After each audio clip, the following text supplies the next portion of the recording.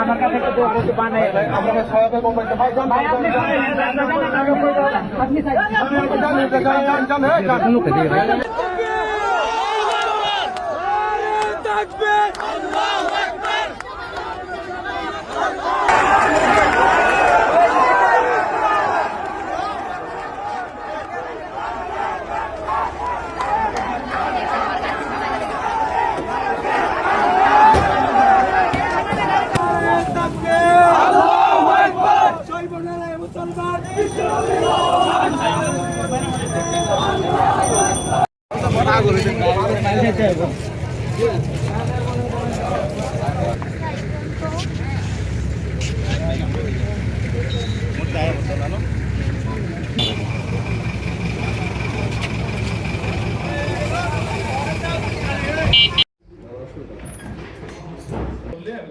দীপুচন্দ্র দাস 28 পিতা রবিলাল দাস সাং মোকাম মিয়াকান্দা থানা তারাকান্দা জেলা ময়মনসিংহ।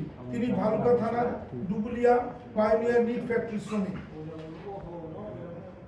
অজ্ঞাতনামা মুক্তিযুদ্ধ জনতা ভিক্টিমের বিরুদ্ধে হযরত মুহাম্মদ সাল্লাল্লাহু আলাইহি সাল্লাম ও ধর্ম নিয়ে কটূক্তির অভিযোগে গত 18 ডিসেম্বর 2025 খ্রিস্টাব্দ রাত অনুমানিক 21 ঘটিকায় ফ্যাক্টরি হতে জোরপূর্বক বাইর করে দাঙ্গা সৃষ্টির মাধ্যমে দেশীয় অস্ত্র দিয়ে আঘাত সহ কিল ঘুষি দিয়ে পিটিয়ে তাকে হত্যা করে।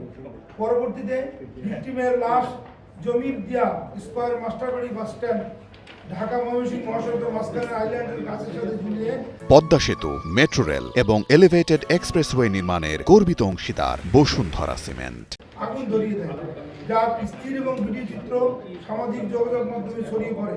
উক্ত ঘটনায় ভালুকা থানার মামলা নম্বর 26 তারিখ 19 ডিসেম্বর 2025 খ্রিস্টাব্দ ধারা 147, 149, 302, 201, 297, 34 পেনাল কোড রুজু হয়। সিপিএসসি র্যাব বর্ণিত ঘটনার সাথে জড়িত থাকার অভিযোগে অদ্য 20 ডিসেম্বর 2025 খ্রিস্টাব্দ আনুমানিক রাত 3 ঘটিকায় ময়মনসিংহ জেলার ভালুকা থানাধীন স্কয়ার মাস্টারবাড়ি এলাকায় অভিযান পরিচালনা করে অভিযুক্ত 1 মোহাম্মদ লিমন সরকার, মোহাম্মদ তারেক হোসেন, মোহাম্মদ মানিক মিয়া, মোহাম্মদ ইরশাদ আলী, নিজুমুদ্দিন, আলমগীর হোসেন, মোহাম্মদ মিরাজ হোসেন আকন সহ মোট 7 জনকে গ্রেপ্তার করতে সক্ষম হয়। পরবর্তী আইনানুগ ব্যবস্থা প্রক্রিয়াধীন রয়েছে। আপনাদের ধন্যবাদ।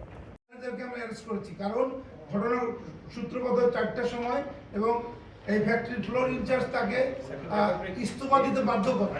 ইস্তফা দেওয়ার পরে উত্তেজিত জনতার কাছে সে হ্যান্ডওভার করে দেয়।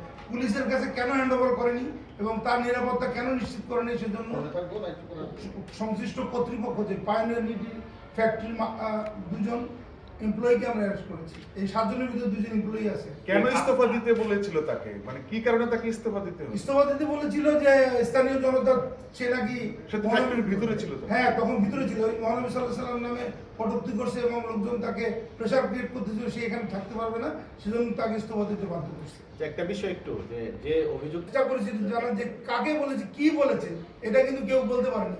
এবং আমার মনে হয় যে উত্তেজিত জনতা আর কোনো প্রিভিয়াস এনিমিটি কারোর সাথে কোনো ছিল কিনা সেটাও আমরা তদন্ত করে দেখব।